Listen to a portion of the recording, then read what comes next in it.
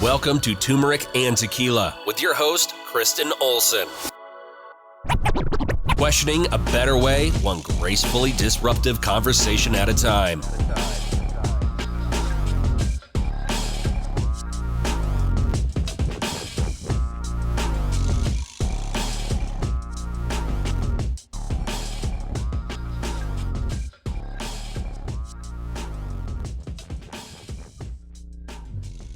Welcome to Turmeric and Tequila. I'm so excited to be here today.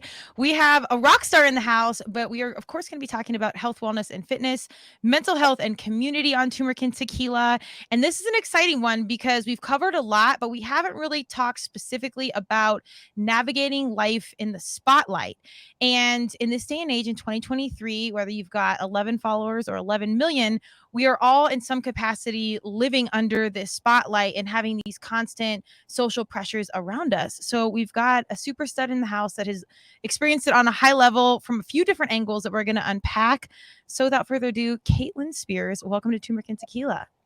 Hi, thank you so much for having me. I'm very excited to be here. And yeah, let's do it. Let's do it. So you really have an eclectic background. I know you're still young in the game, but you've already done a lot. I do want to read your bio just so our audience has an idea of the wealth of experience that you already have. So Britney Spears is a certified health and nutrition coach, fitness coach, and founder of Complete by Caitlin. At 18, she experienced a painful rejection from the hit show America's Next Top Model, which affected her relationship with food and body. She went on to have a successful modeling career and became a certified health and nutrition coach. Caitlin's mission is to empower individuals to feel strong, healthy, and confident, focusing on both physical well-being and profound self-realization. She holds certifications from the IIN Institute of Integrative Nutrition, Precision Nutrition, and ACE Fitness, and her methods have helped numerous individuals achieve their goals. So this is a beautiful balance of turmeric and tequila, mental health, physical health, and everything that goes in it.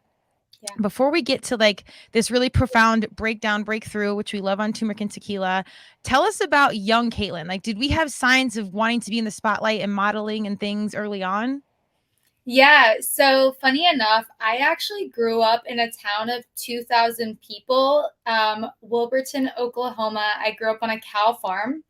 So I think ever since I was born, my entire family knew that there was just something about me that felt like I was supposed to be born somewhere else, but here I was living on this cow farm.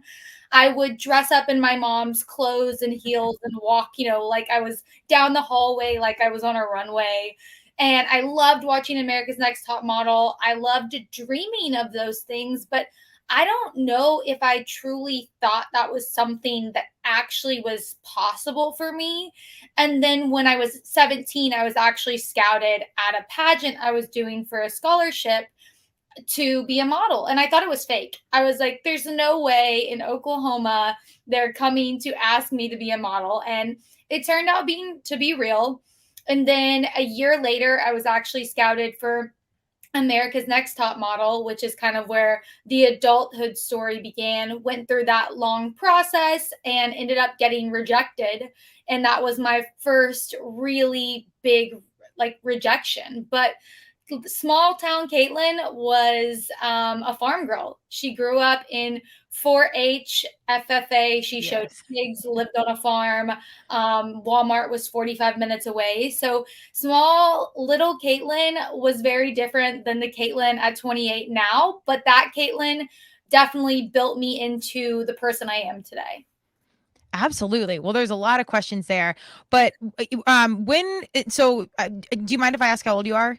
I'm 28. Okay, you're 28. So I'm 42. So I kind of missed social media. Like it was happening when I was getting out of college, and I was a D1 athlete. So now you can, monetize your name, image, likeness. Like it's a totally different game, but we didn't have it till I was out. So like now I'm always concerned about our young people with social media and whatnot. Was that even a thing when you were just starting to navigate America's Next Top Model?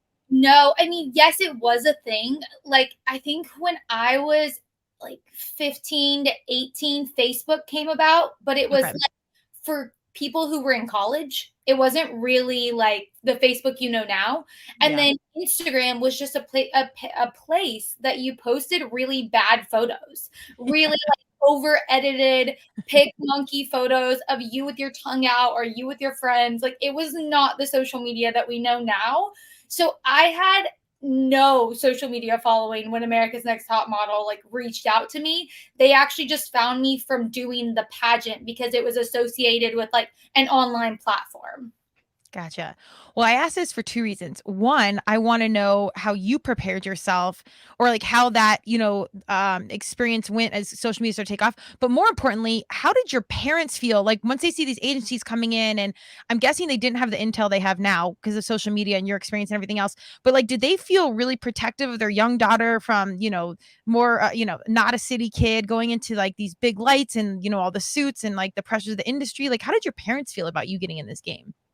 Well, I actually didn't grow up with my dad. And then my mom has always, kind of pushed us to live our dreams. She never really held me back from pursuing my modeling career. She definitely always thought that it was a great idea. So, and I think the thing about my family is they always knew I was going to do whatever I wanted to do. At the end of the day, Yeah. they could tell me something, but I've always been really strong-willed and really independent, and I know how to work hard. I've been working since I was 13 years old, stocking shelves for my grandparents. So I know how to work hard and I know how to be independent, and they knew regardless of if they supported me or not, I was going to do it. So I didn't really have anyone like trying to hold me back from living my dreams. And that definitely helped because I wasn't scared. Like I was ready to jump, like whether the net was there or not. And let me tell you, it was not there at 18 years. I was going to jump off that bridge. Wow. I think that's great. And I think there's always fear for parents nowadays. And I really believe you got to let your kids go. And if that failure happens, that's so necessary. And I always think it's better sooner rather than later. I experienced an immense amount of rejection early on from not getting picked for coaches. I ended up being a D1 athlete, but I turned down scholarships because I wanted to go D1 top 20 and no one cared about Colorado. It's a very East Coast sport, especially back then.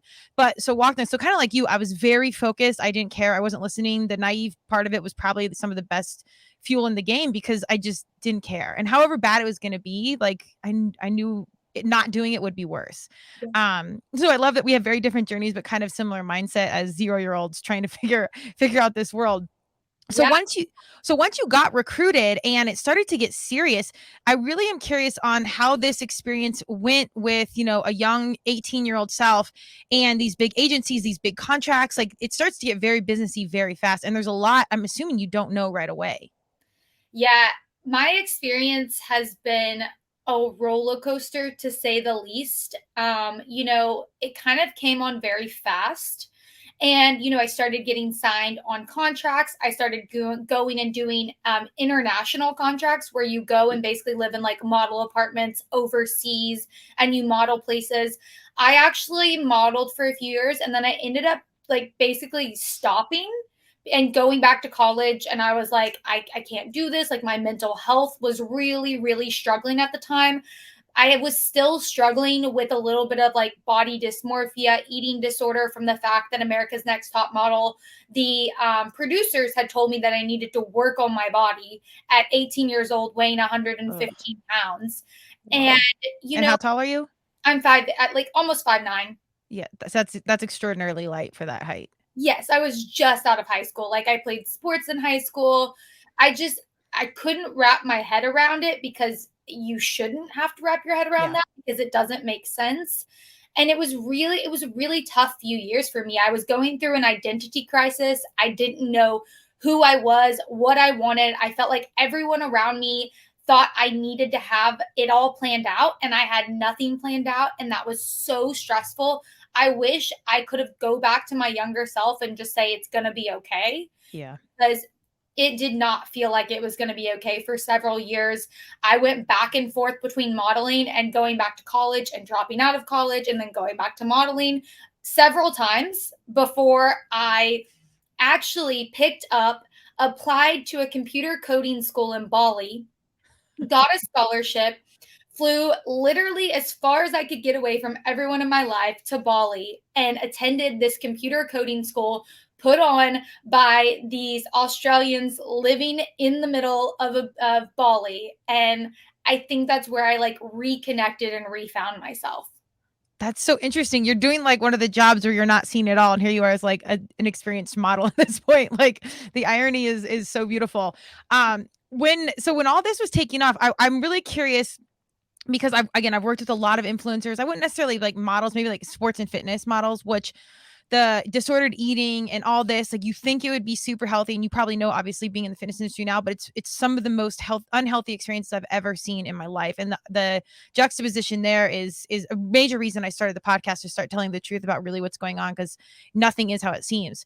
How did you start to, I mean, because you're 18 and you're young. I don't know if you grew up with conversations of mental health or not, but what point did you start to notice this isn't okay? And was everyone around you in a similar boat? As far as mental health, I grew up in a really small town, and people tried to act like when you're growing up, like mental health didn't exist. If Sure. you were sad or you were depressed or you were anxious, that was just because you were being like a baby. That was really how it felt at the time, because nobody believed in mental health, or if they believed in it, they didn't say it out loud. Not where I was from. So I felt very unsupported, and I really really love that we're shining such a light on mental health now, because anxiety, depression, like all of these things are stuff that we all experience. And it comes on so strong, especially when you're young, because you don't know who you are or what you want most of the time, and it's really stressful, and you have no money and you have no support. And so it's like I'm really happy that we are shining a light on mental health, because those years of my life were some of the toughest years of my life, and I truly attest me getting through it to being tough. I am a really really tough person, but, you shouldn't have to just be tough and suck it up. You should be allowed to feel your feelings and go through these emotions. But that was not taught, and that was not promoted when I was younger. And so I'm really, really happy that we're kind of changing the game around mental health and saying it's okay. It's okay to experience these things, and we're here to help support you. There you go, mic drop. I couldn't agree more, and it's funny that these are happening in all these arenas where things are seemingly perfect. People are beautiful, people are fit. The crisis with our D1 athletes, the pressures of their life, while different than this, it's similar in the fact that there's expectation to have great grades, to perform on the field, to look a certain way, and we're losing athletes more than we ever have to suicide in the past. I mean, it's remarkable how, yes, you're tough and you made it out, but a lot of people don't. Like, they go a totally different way, and we have to put this hard stop in these generalizations of looking at these spaces that they look beautiful. It looks like this perfect life. It looks like everything's okay, and it's not. Everybody is just like everybody else. Everybody has something going on. Everybody's dealing with something. Doesn't matter how old you are, how you look. And we kind of have these narratives as Americans in particular, that if you see it on TV or you see it, in this perfect light, you think, dang, their life is perfect. And it just couldn't be further from the truth. Yeah, and I would say that's especially true, like you just said, with like athletes, but especially with models in the world that I came from. Everybody looks at you from the outside, and they don't ever see the pages of the book. They just see the cover. You're seeing social media. When you look at social media, you're seeing the perfect glimpses of someone's life, the perfected moments, the photoshopped photos, the I'm on a beach doing cool things. You're not seeing tears being cried, stress, anxiety, feeling like you're never going to be good enough. You don't see that, because that's not what people want you to see. They want you to see the good, but we are humans just like everybody else, whether you're famous, whether you're not famous, whether you make a lot of money, whether you make no money at all. At the end of the day, we're all humans, and we all are living the same human experience, and it's hard. It's not easy for any of us. We're all just having different experiences, and we can't compare one to the other because we're different people. Absolutely.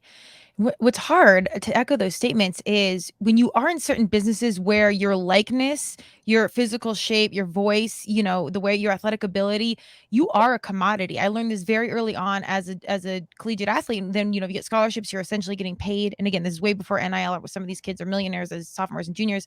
That was not us. And women's lacrosse was never on that platform. Fingers still crossed it. It might be one day.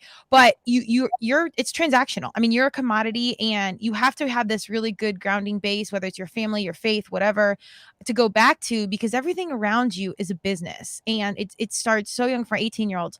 I really want to know specifically about your experience with America's Next Top Model and how that happened. Not so much, I mean, I want to hear about all the sides of it, but maybe just like the business side of it. If we have young models or young parents, like they have kids aspiring, any good like business advice that played into mental health, or things that you experienced that you'd want people to know before they entered into something like that? Because you're literally going from individual self to major big business overnight. Yeah, so actually I was cut before we actually started filming. Okay. So pre-production basically on that season. But you go from, I mean, then I go and I'm signing big contracts and I'm working for people like Betsy Johnson and like huge names. I've worked for tons of people in the industry at this point, and it's real money and it's real contracts, and you're going from being 18 years old. I'm sorry, can you restate kind of what you're asking about? Yeah. So I just going from 0 to 90 into the business. I just want any good advice of like how you kind of navigated like the contracts and stuff, but then also like maintaining your mental health, because stuff moves really fast. Yeah. And I want for our young people or the parents getting into the business to have some forewarning of what this is actually like, as the person coming in, not knowing what, these business people have done that have done this business for, 50 plus years. As far as contracts goes, especially in the modeling world, always, always, always read the contract. I know you sometimes don't want to read like 500 pages, but every single thing in there is going to control the rest of your life. It is going to control the next 5 years, the next 2 years, whatever you're signing on there. Like, those are real contracts. So read them and be serious, and also do your research. Like, don't just sign with anybody because it sounds like a good idea. Do your research, ask people. The best kind of recommendation you can get is somebody who's been with them and loves them. I tell anybody who reaches out that asks me about an agency, like, oh, I had a great experience with them, or, oh, I didn't have such great experience with them, and this is why. And then as far as taking care of your mental health and things like that, you really, for me, when I moved to Bali, I think what changed my life is I started taking care of myself. I stopped caring what other people thought. I stopped caring what other people wanted me to do, and I started listening to myself. I started making routines. I started creating habits for myself. I started working out. I found physical activity. I started making my own food, eating nutritious meals, things I had grown up doing, but I had kind of lost during like the years of depression and anxiety, dealing with like all the body dysmorphia. So some of the best things you can do is really just focus on building a social group around you that supports you and loves you and builds you up. That community is so important. We are the 5 people we surround ourselves with. So make sure that you're surrounding yourself with good people along the way. I would say another great thing to remember is ask questions. At the end of the day, the worst thing that somebody can say is no or not answer you. Ask as many questions as you possibly can, because somebody out there has the answers to the questions that you're going to ask. And if you don't ask them, you'll never get those questions answered. And then, just making sure you take time to take care of yourself, because at the end of the day, we are a commodity, we are a product, and we're basically being sold to the highest bidder. So you do need to remember that and understand that, but also take care of yourself. Self-care, time to yourself, eat good food, be nutritious, hang out with friends, do normal things. Like, your job does not need to control your life. There you go.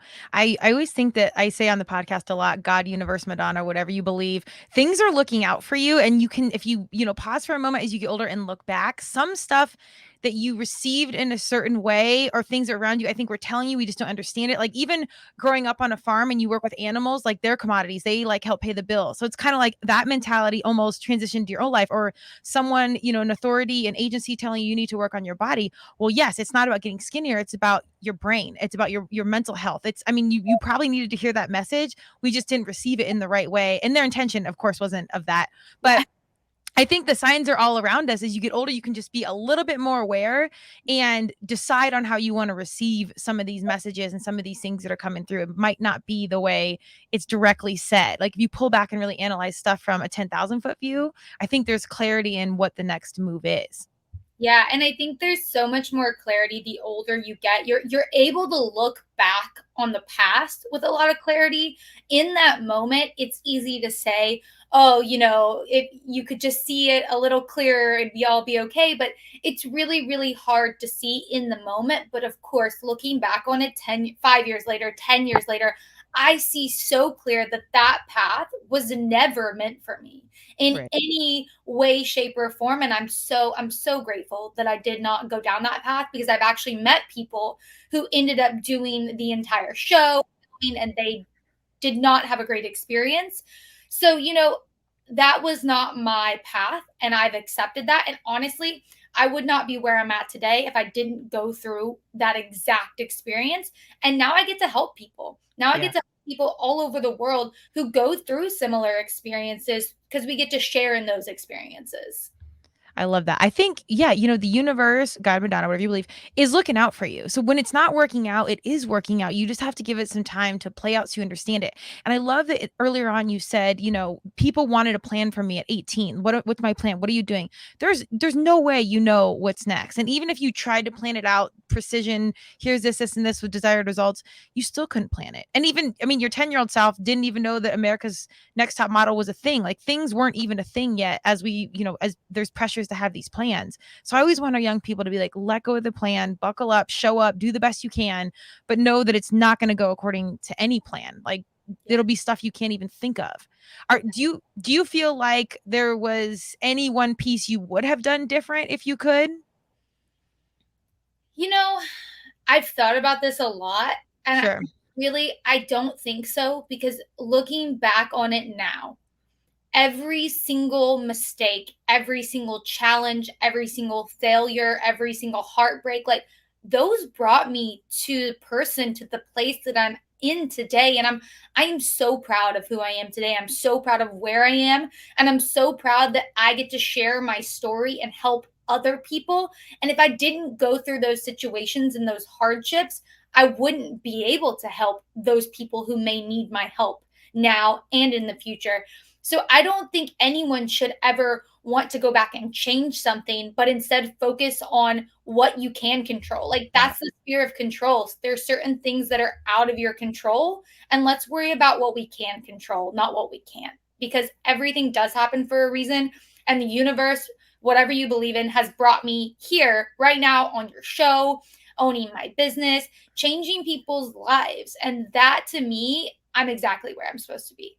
Booyah. Well, and look at the fulfillment you get out of it. I'm sure it's glorious to walk down a runway and, model the top line of whatever, or have, the clout or the parties. I'm sure all of that's glamorous.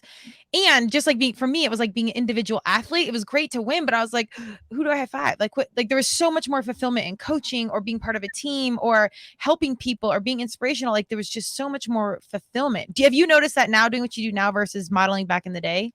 Yeah. And I still model. I just do the coolest part is now that I own my own business, I've had some of the coolest modeling opportunities come about because it's a timing thing.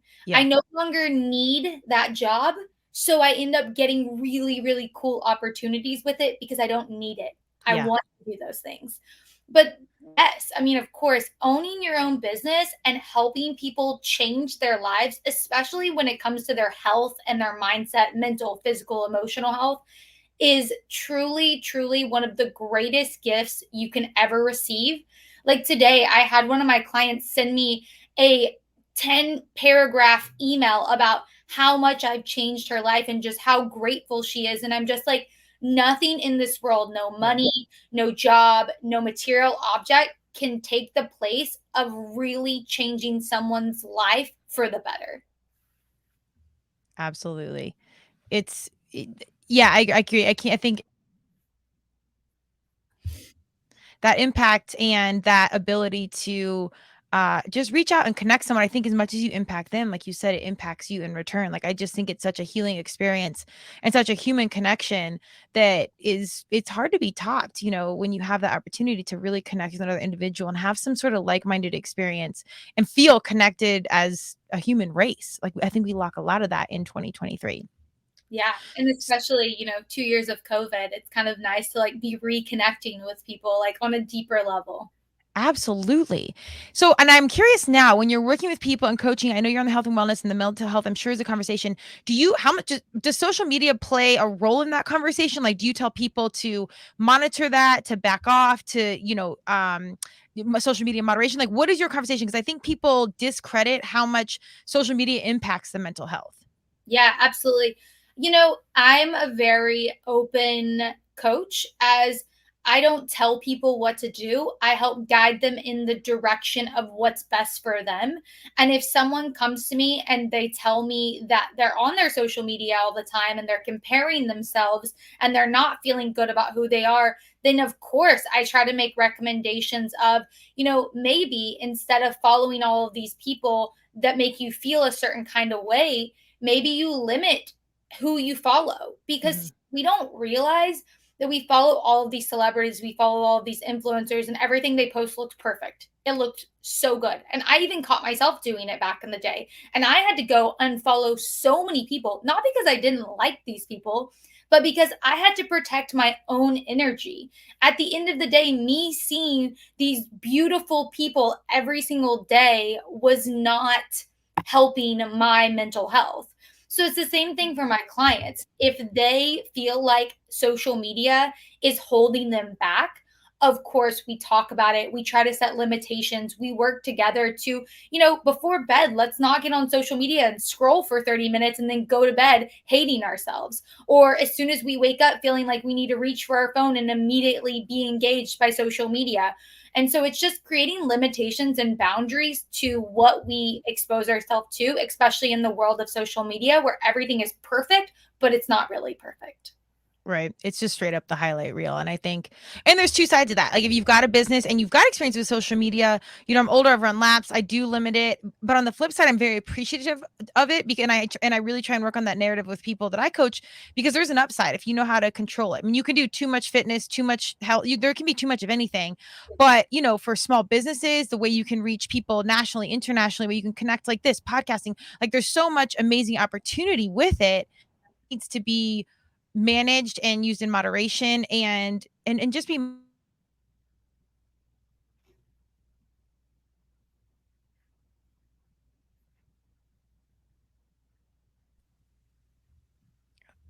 Did I lose you? Did I got you?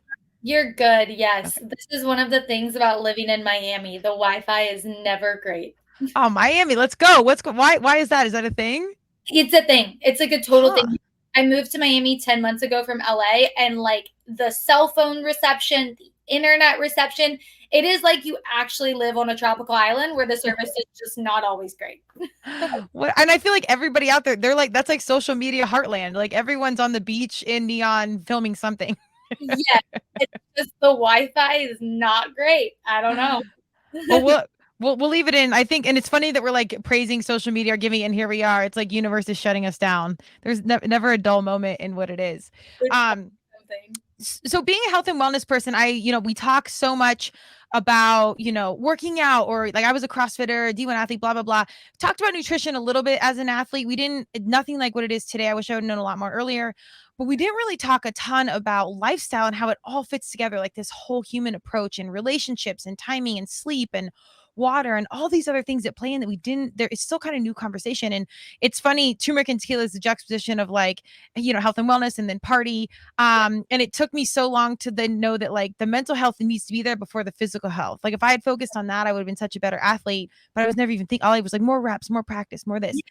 How much do you talk about the other lifestyle pieces outside of the nutrition and the fitness and everything with your clients about just having a good overall lifestyle? I know you touched on it earlier with rituals and everything else, but is that a main conversation with clients? Is the whole outside stuff? Yeah. So when I work with clients, I actually have a 4-step method that I use with all my clients. And also, obviously, I individualize the actual program for the person because it needs to be bio individual for each person. But the entire first part of my program, the first like few weeks, all we focus on, I have a 4-step method. It's called the Kate method. So it's connect, approach, integrate, and transform. During those first few weeks of connection, All I focus on is the person. Who are you? What do you want? Why do you want these things? What is your mindset around these things? Is it positive? Is it negative? Do we need to work on shifting your mindset? Do you deal with deconstructing limiting beliefs? Do you deal with imposter syndrome? Do you have these thoughts about yourself that hold you back? How is your mental health? Do we need to check in on so many areas? Because if we don't build that foundation, I like to tell my clients when they work with me, we're building a house. And at the beginning of building a house, we have to lay the foundation. If we don't lay the foundation, the entire house will crumble. So before nutrition, before fitness, before any of these things of what you think about when you think, oh, I'm going to go to a fitness or a health coach or all of this, we 100% just work on building that foundation of you really having a positive mindset, a positive outlook, and really loving yourself. Because if at the end of the day, you don't love yourself and you don't believe in yourself, all these other things don't matter because they won't stick. I love that. Well, it's and bear some of that cut out for the internet because Miami's giving us tests right now. The lifestyle is the piece, and I love it that the beginning piece is just focused on the human, and you're figuring out what their specific goals are. I do think a lot of programs, they come in and they've got these set methods, and instead of customizing it to the human, they want to fit you into the program, and I think it's a really archaic approach. So I love that you really have your program, you have your outline, but it's very customizable to the individual, and not you as the athlete, not you as the model, not you as the whatever commodity part of life you're living in, the social media star, the spotlight. The human, like before all this, it's the number one human that is the baseline. Yeah, and I think that's what kind of sets me apart. A lot of people, they ask me this question all the time. You know, it's a very saturated industry. How do you set yourself apart? And I coach to the human. I don't coach. Yes, I have a program. Yes, I have an outline. Yes, I have a method. But I'm coaching for the person, and that's the cool part about one-on-one coaching is it's individualized. Yeah.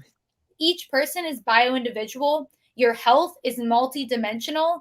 And so it requires so many realms, so many aspects that we need to cover. And you're not going to be like anyone else. So your program is going to look very different than the person's next to you's program because you're different people living in different places, living different lives with different genetics and different interests.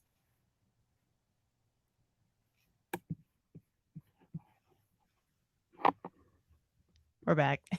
Yeah, I'm going to see. Let me just connect to my hotspot. Okay. It's been a real issue this week. I don't know why. Are you in an apartment? We live in a condo building. Okay. Yeah. Okay. Sometimes they do the most if there's like everybody's on at one, and it's working hours, so sometimes it can be. We have our own. We live in like private things. Oh, nope, it just won't connect to mine either.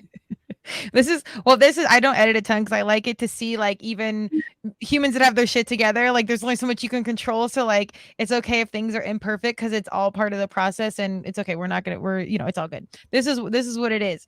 I did want to make exactly. I did want to make sure we covered connect, approach, integrate, transform. Did you cover each piece?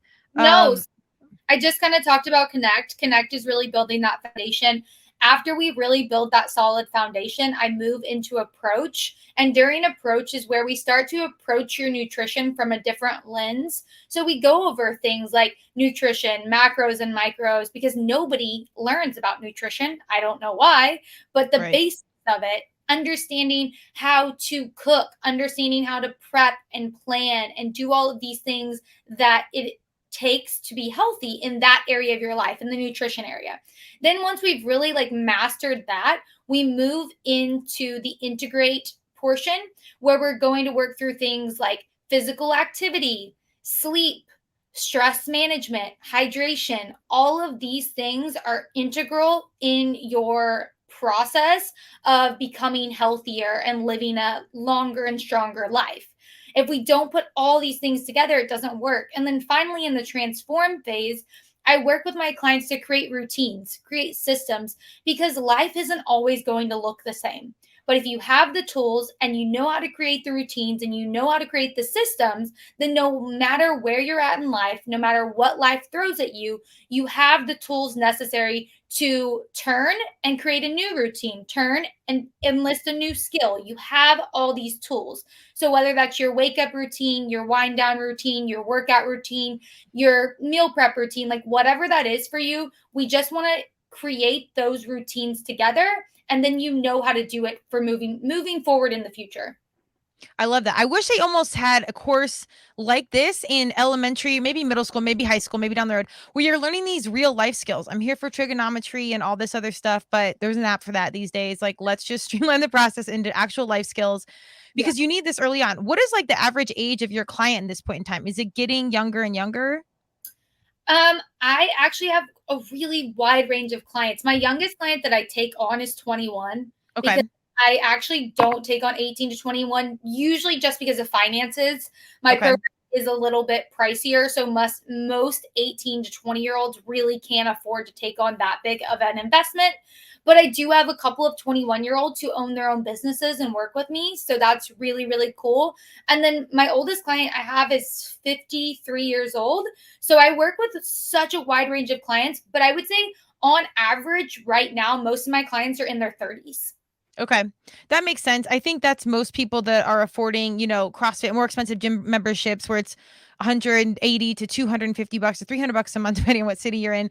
And you start to navigate those questions. I think that's when I first started to like quote unquote question a better way of, all right, we've done the physical coaching, the athletic coaching. Like, what about personal coaching? Like, how do I want to navigate core values and, real goals now that I've accomplished some of these goals? And it takes a little time. I will predict, and of course, budget's always a conversation, that the clientele will get younger and younger, granted financial opportunity, because I think they're just questioning stuff sooner and like they're exposed to so much more because of the spotlight, because of social media.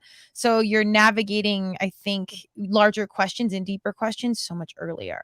So and that's actually kind of why I'm creating my course. So I do one-on-one coaching right now, but like I said, there's a lot of people who can't afford it. mm-hmm. Totally understandable. But what I've decided to do is to take my method that I teach my clients and turn it into a self-paced course where I just pre-recorded all the videos, walking them through my entire method, giving them worksheets and all of these things that you see in a course. But this price point allows so many more people who can't afford that high ticket item to still benefit from what I have to offer. So I'm really, really excited. I'm going to be launching that November 1st. I've actually partnered up with one of my friends who owns a health app. She was a pharmacist, and we have a really, really cool collaboration in the works to just really try to reach as many people as possible, because my goal at the end of the day is to help as many people as possible become stronger, healthier, and more confident. I love it. And accessibility at this point in this day and age has to be a conscious conversation because, yes, you can't afford it. And we still have to find a way to reach those that want to be reached or want to question a better way or that want to get that first step in the door. Like you, I did a course similarly to help smaller businesses and individuals or influencers on the rise. Yep. To get education, but more from a standpoint of protection. Like I felt very I'm the oldest of three. So like, again, I think you're set up for how you're supposed to do down the road, but just from a very protective space where, which I'm sure you can relate to, of just having gone through it. So then you feel a little bit more protective of the up and comers or people that are new to the game because you've walked through the lava and it's like, well, you're probably going to burn your feet, but you don't need to do it as much as I did. So here's this, and we're going to make this as accessible as possible. And shift the mindset. On the flip side, I do think price point psychology is real, and the more people pay, the more they'll commit. So I do think there's a place for high-end, expensive courses because there's so much science out there. And if you've ever taken something free and just thrown it away, whatever, immediately, the more you pay, the more you're going to commit. And it's just that simple. 100%. You nailed it on the head. And that's why, people who come to me and I know they're not ready. I'm like, if you're not willing to commit this amount of money, because I have clients that do it and don't make a lot of money. Yeah. But at the end of the day, they are 100% ready and willing to change. And that's how I know I want to work with them, because those clients are going to show up. Yeah. Those clients are going to do the work. Those clients, I'm not going to have to be, calling them, texting them. They show up when they're supposed to, they put in the work, and they get the results because they meet me halfway. You have to meet me halfway. I can't do 100% of the work. And so when people do mention things about the price, I'm like, well, at the end of the day, if you're willing to invest this amount of money into yourself, you're going to show up. People will invest $200 and they'll give up after 2 weeks because they're like, oh, we'll just call it a wash. It's fine. Right. You It, invest $3,000, you're like, oh, okay, I'm going to show up for this. Well, and this works both ways, and it's a perfect segue to my next question. Is when you are a coach, you've got to charge for your time in the adequate amount because you're not scalable. Like, yes, you can do a course, yes, you can do this, but at the end of the day, if I'm showing up to a meeting and I'm consulting or advising or coaching, that's X amount of hours of my day. And I think the biggest weakness that I've had in my 42 years is maybe not a weakness, but something I put the least emphasis on was personal relationships and romantic relationships, just because it was the one thing that like just didn't fit in. And I'm sure you're like me, where mission driven, there's a business, there's an idea, there's something to prove, that I'm competing. I mean, there was always kind of something I was training or working towards. And so the personal relationships for me kind of dwindled, and we're shifting that narrative now into our 40s. We're figuring it out, and I have no regrets because I know I needed to travel the path that I did. But I'm curious for you, as a 28-year-old mission driven and busy, and your counterpart, is it okay if I say who it is? Yeah, of course. Yeah, okay, James Maslow of Big Time Rush.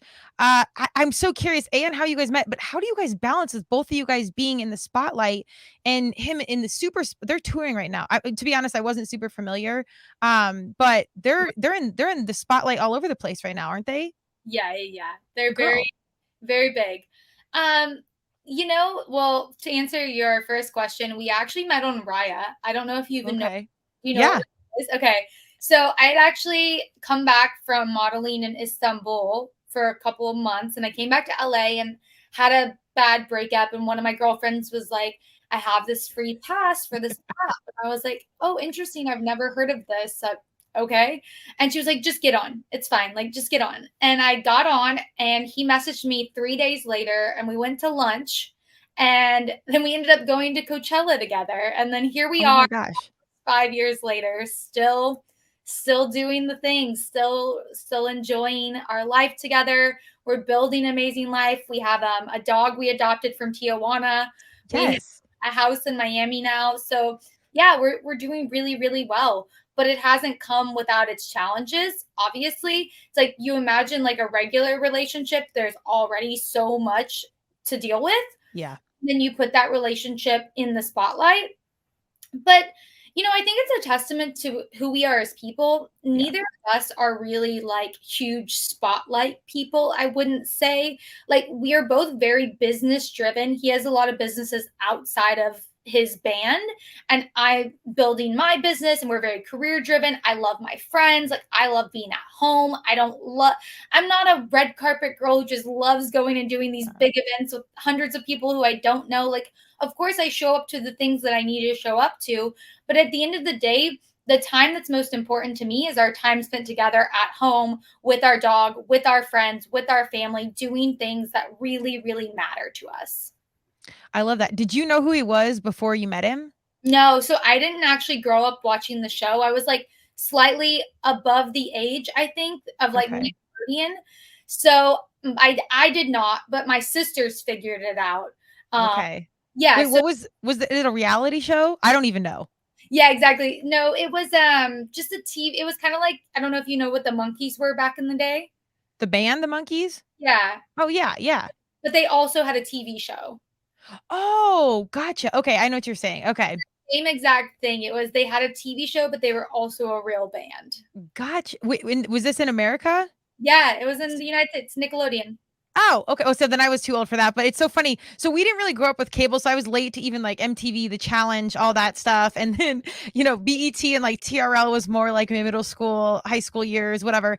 So then I kind of I love pop culture, and I know, but when I was reading Big Time Rush, I'm like, do I know them? And I like 99% of pop culture I know, so I'm shocked that I don't know this. But anyways, I think that's kind of good that you didn't know, because then there's like Googling them and so many preconceived notions. I mean, the judgment from social media is really, really brutal. Yeah, no, I didn't actually know for a few weeks. Okay. So like my sisters kind of figured it out. They're like, "Oh, who are you going on this date with?" And I'm like, "Oh, I'll send a photo." And they're like, "Wait, I know this person." And I'm like, "Well, how do you know this person?" But yeah, figured it out a few weeks. But again, I've never been celebrity struck. I'm not that kind of person. I don't care at the end of the day. I just want to be with somebody who's like kind and loving and fun and funny. Like your personality is more important to me. Mhm. So it was less about that and more about cultivating a real relationship, because that was something I was really looking for. For sure. And then also, neither of us have really ever been LA people. We met in LA, but we weren't, seeking out being an LA couple, Sure. That's Sure. why we kind of left. That's why we're doing our own thing over here in Miami. But yeah, it's definitely a different experience. I think the hardest part for me was dealing with the fans in the beginning, For because sure. they come out of everywhere and they're not nice in the beginning. Like a lot of them are really, really not nice. And I had to learn to navigate that. But, that's on a small scale. I think about the people who are even way more famous. I'm just like, I cannot even imagine what they go through. And I feel my heart goes out to them, because I know how hard it was for me. So I can only imagine how hard it is for them. I'm actually really glad you say that, because I've managed very well-known people, influencers, blah, blah, blah. And I don't talk about it a ton. I only do just because I like people to know that not all that glitters is gold, and it's a really tough life, and it's not as glamorous as it looks. And there's upsides to a lot of it. Like you walk into places, like there's an upside. Of course. And you have to be a certain kind of person that can, like you just say, handle the negativity. And even, as I've been in branding for 25 years, athlete, blah, blah, blah. We weren't, again, women's lacrosse, we weren't famous. But as we built up the podcast and little notoriety things happen, I think in the back of my mind, I always had this fear, because I saw people I was managing go through it, and the hate that came through on the social media or in real life. And I mean, the wives and girlfriends or significant others of boy bands, the fans are, it's brutal, man. And I always had this fear, even as a tough, strong, whatever athlete, human, female. I didn't want that. Like I saw it break it down. So I had this fear, and some of it I think blocked me from really leaning into the podcast and putting it out there, because it was so hard. Having you had experience that and actually walking in it, did that create some fear for you for even like your personal business of putting it out there? Were you always secure and being like, it's okay, bring it on, I'm just going to deal with this because I know who I am and I know where I stand? Like, did that inhibit any of your career choices? I think in the beginning, because when I met my boyfriend, I was 24. Okay. So I was very like, kind of starstruck by this industry in general. I didn't understand it. I didn't really like know what I was getting myself into. Mhm. So I think in the beginning, I was definitely more fearful of what people might say or how they might react. But I think the older I get, I just stopped caring what Yeah. people think about me, because at the end of the day, I know I'm a really good person, and I know what I'm doing is making a difference in people's lives and changing the world. And I never, ever, ever go out of my way to hurt anyone's feelings or be mean. But I also don't go out of my way to, go down that celebrity path. Like I'm over here. I really, when I started building my business, I kind of had to rebrand. I kind of had to stop posting so much about my boyfriend, because my social media was all about my boyfriend. Yeah. Yeah. I felt a little bit of an identity crisis. I'm like, I need me again. I need to be Caitlin without my boyfriend. Like, I love Caitlin with my boyfriend, but I also want to be Caitlin who owns a badass business and helps people all over the world change their lives. So I really had to sit with myself and figure out how I could kind of rebrand. And it wasn't that I wanted to push those people out necessarily, but I didn't want people to just be following me because of that reason. I wanted people to be following me because they cared about my business. Amen. I'm so glad you said that. And especially for our young women out there. And it's hilarious, because I was actually on the opposite. So again, I've always been independent, not focused on relationships. Now I'm getting older, boyfriend, significant other is in the picture. And it's almost an identity crisis for me, because I've always been the individual. And I'm like, where do I include him in these things? Because it's always just been me. So it's so funny that it's the opposite, but it's the same. And I think all of us, men and women, we have these continuing identity struggles as we get older, because you are constantly shifting. I do think you get more comfortable in how you walk through this world and more secure. And it is ever kind of evolving, regardless of what side you're on. It's always changing. Yeah. And I do always preach this. And this is where I'm fortunate that I kind of had that very independent journey thus far. Is you're an individual first. I don't care what relationship in, what faith you believe, or whatever your major identity is. Like fitness, CrossFit was always probably more my identity or my business than even myself. Yeah. And so I had to like separate that. But you've got to be an individual first. And you're more than qualified. You're more than talented. You don't need me to tell you this, but you are able to stand and use your voice and share your gifts on your own. And if there's anything in addition to that, significant other, business, money, glamour, great. but be here to be able to be by yourself using your voice, and that's enough. And I don't think our young women hear that enough. So I'm really glad you shared that angle of it. I think it's really, really, really important. Yeah. And, I think it was, especially, I kind of lost my identity because his identity was so big. Sure.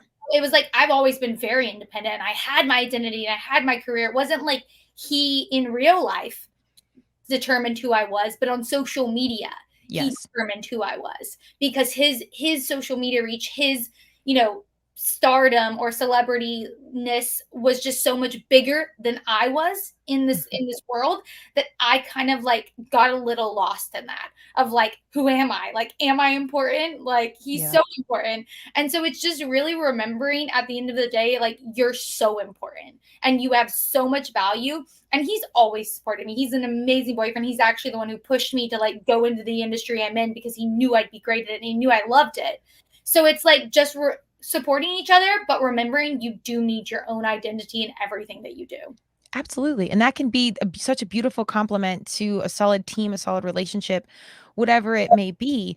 And you also got to remember, just because someone has fame or infamy or all this, the loudest voice isn't the most impacting. If you impact 5 people in your life and those 5 people go on to be president or the this or the that, and they don't, you just never know where it's going to ripple. So you got to just kind of show up and know that all these accolades and, the PR, the press, or the followers or the likes, that's not necessarily an indication of talent, power, or impact. It's just straight up social media and attention. So you can't let that factor too much into your self-worth, because it's not true. I mean, it's one little thing in the game. And I think that's great. And I think it's also hard. I have a lot of empathy for couples in any spotlight, even couples like at the gym, if they're the owner, like so many community leaders, like everyone's watching what you do. And for you guys, for how, there's such an audience, and then the next level, like the Brads and Angelinas and all, like, I can't imagine the amount of opinions they have around that. I love to see, though, when you guys can stay a team no matter what else is happening, because only the 2 people in the relationship know what's going on for real, for in reality. Like everything else is just hearsay. Yeah. And, I don't envy anyone who is more famous than we are.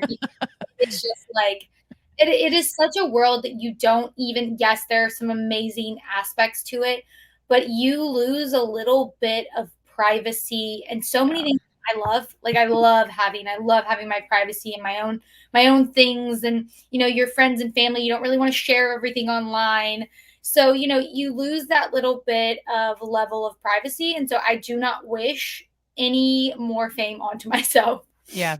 Well, privacy is freedom. And I think people forget that. And your freedom is what our country fought for, not to be too cliche, but it's these things that you don't know what it is until it's gone. And then once it's gone, you can't really fully get it back. So I think you have to know the sacrifice.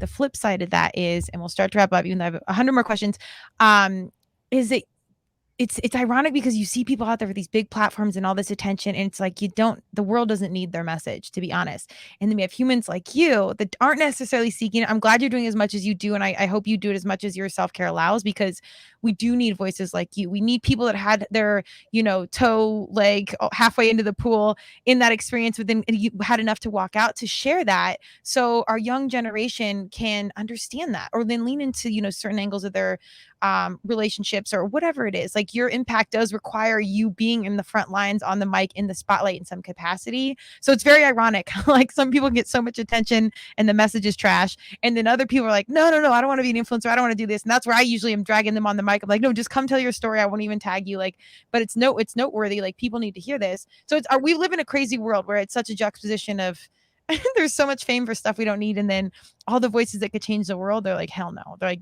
I hate social media, I'm not doing any of that. So Yeah. I hope you continue to do it as much as your heart and your sanity allows. Thank you. I definitely will.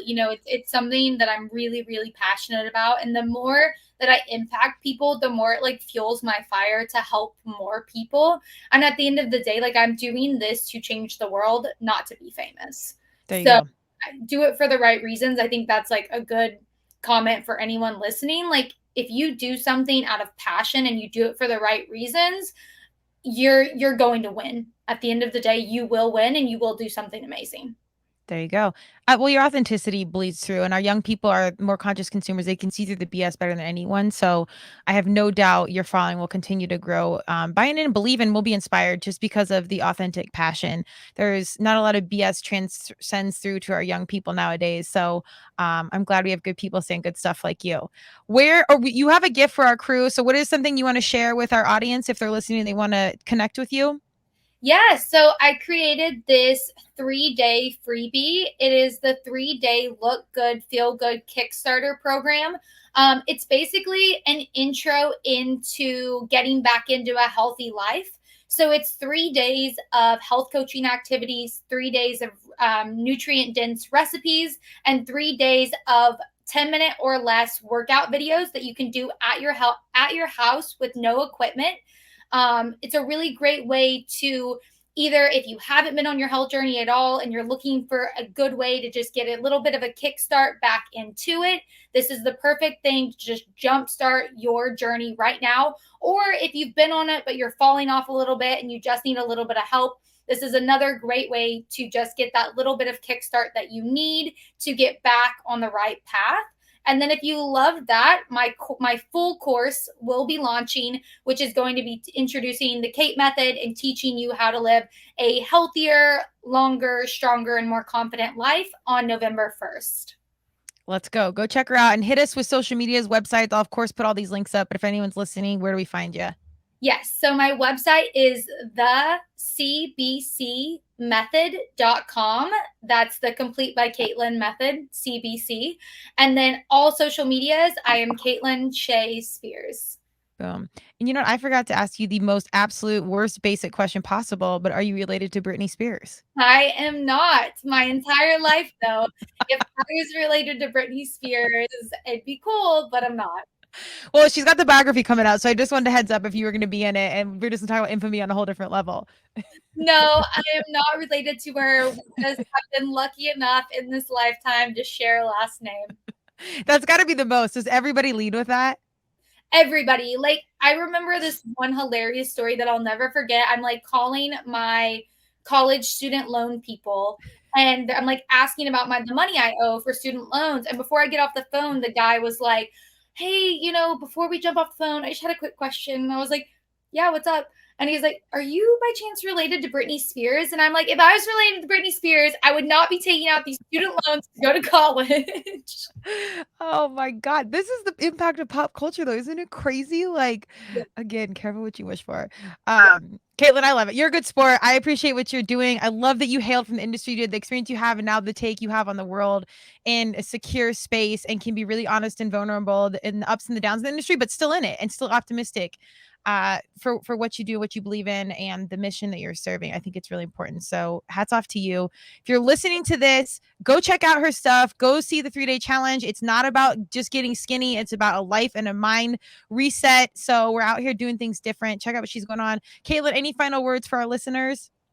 I think that's all. Thank you so much for having me on. This has been an absolutely wonderful conversation. I hope that anyone listening gets at least something out of this hour, either in your car, on your walk, whatever you're doing. I hope you enjoyed it. And I've been really happy to be here. Thank you so much. Let's maybe in a year or so when things pop off or go in whatever direction they do, maybe we'll reconnect and check in and just see how the journey has further shaped. Absolutely. I'd love that. Thank you so much. Thank you.